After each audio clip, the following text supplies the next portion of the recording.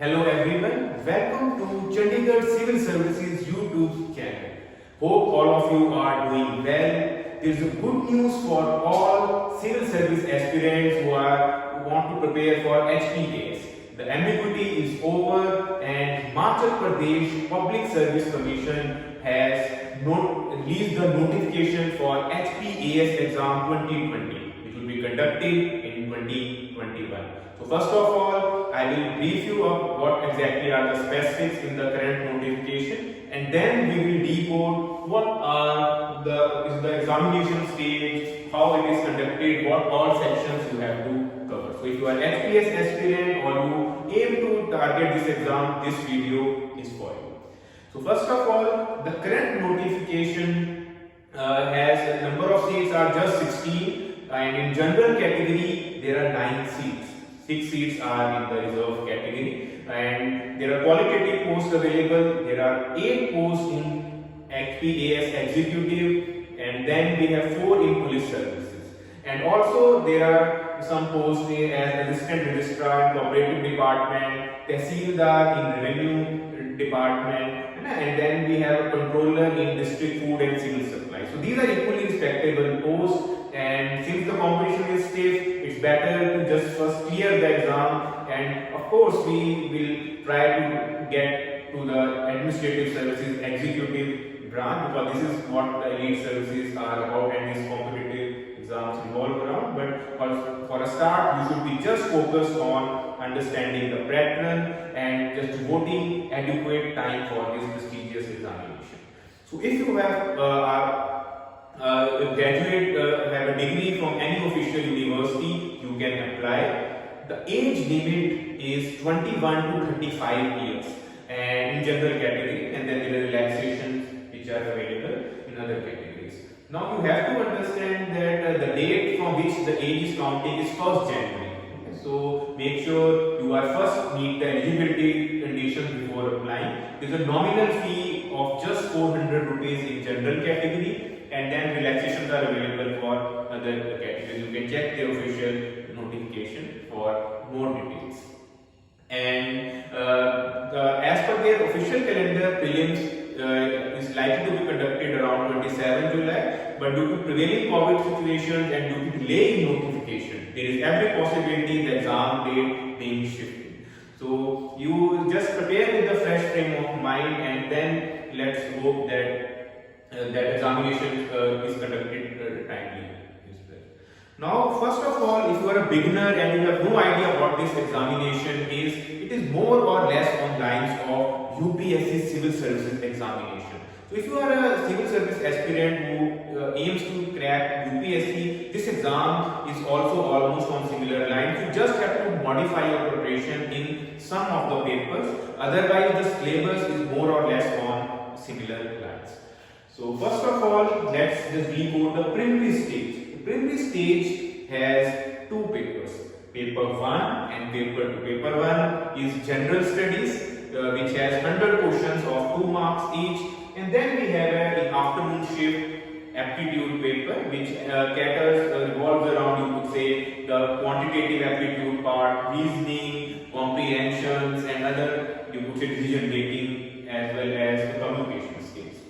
It also has 100 questions of 2 marks each. So in case you feel that you are not too good at maths or you have a phobia, then there is no need to worry, because the paper 2 CSAT is of qualifying nature, whereas the general study paper is going to determine merit. So it's more or less on UPSC, but in UPSC the CSAT is qualifying. So if you want to prepare the CSAT section of your own, then R.S. Agarwal book is the preferred choice. You could just solve and develop a timetable where you are practicing different sections, at least 30 questions per section, and then you can solve the last, you could say, 3 to 4 years papers. If you manage to score almost 80, 90 or cross 100, then there is no need for any formal coaching. But in case you are not able to get the minimum, you could say 67, then there is no harm in enrolling in some course which is catering to the maths reasoning part. Otherwise, the general part is not too tricky. Now the general studies paper is the main paper, and it has almost all the available subjects which you have to go through while preparing for this examination. Right from the history part, there is Indian geography, then you have to cover the constitution which mainly falls under the polity part. Then there is a general science section. There are around 15 to 20 questions from there which revolve around biology, physics and chemistry. Environment sections are also regularly asked because they want the administrative officers to be sensitive to environment needs as well, because we cannot, Himachal being a big state, cannot afford to just pursue development and forgetting the environment. So you will see environment section as well. Then the economy part is there, and the most important is the current affair part, because in the last HPS prelims, maximum questions were from current affairs section. And the second most major section was Himachal GK. There is an upward trend in Himachal GK section as well. Earlier there were around 20 questions which used to be asked in this section, but in the last paper we had seen there are 25. So almost 1/4 paper is from Himachal GK. So if you are really serious about this exam, you cannot afford to miss this section. So make sure while preparing for this examination, you are devoting some time to HPGK part. Yes. And there is a negative marking as well, so make sure you are not just guessing all questions or attempting higher the spectrum of the question. There is 1/3 negative marking which is going to make or break your chances to write the main stage. The cutoff is generally on slightly higher trend because of the lesser number of seats available and the factual nature of the questions, because rarely multiple statement based questions are asked. So this is where the GS part is a little bit different from UPSC. In UPSC we have almost 60 to 70 questions based on multiple statements. There are no giveaway questions. Whereas in Himachal, if you see the last year paper, it was straightforward, one liner, one word questions were asked. So make sure you just go through your last 3-year paper to get a fair idea of what kind of questions are being asked. If you have any specific query regarding the prelims, you can ask them in comment section. We will try to answer. So once you have cleared the prelim stage, then comes the more important stage, the main stage. Generally, an interval of 2 to 3 months is given. If we look at the conventional pattern, generally this exam is conducted in month of September or October. And once again here, instead of being an objective, subjective criteria is tested, and your way of expression, your in-depth knowledge about the current issues, either you are able to apply the prelims based themes in the mains answer writing are tested. And once again, the main stage is little different from UPSC. UPSC, generally there are two types of questions. Either they are 150 words or 250 words carrying, you could say 10 marks or 15 marks. And in Himachal, if you see, there are very short questions which have to be answered in 40 to 60 words. Then we have, you could say, long answers which are to be answered in around 120 to 150 words. And then you have essay type in which you have to answer almost around 450 words plus. So let's just go minutely what exactly are the different sections being asked in the main stage. The first paper, two papers as you can see on your screen are languages paper.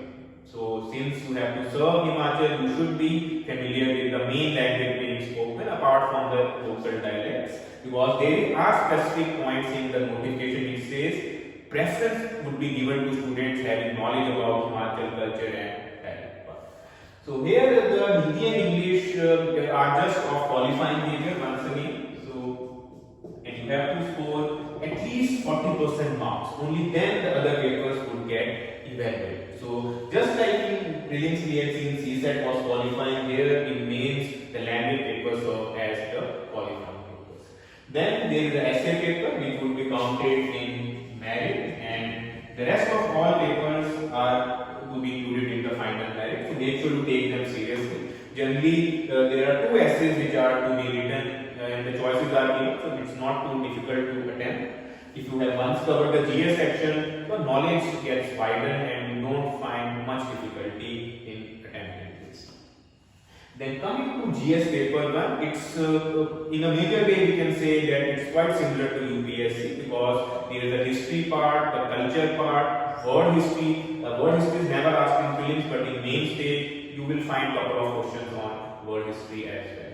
And then there is a geography part and then culture part, and a few thinkers and we say the ethical part is also included.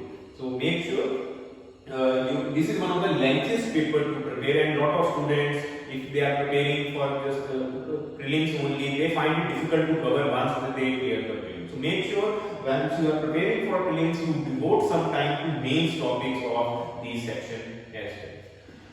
Now coming to the GS paper 2, once again it's a interesting section. It mainly tests your knowledge related to quality, governance, and you would say international relations.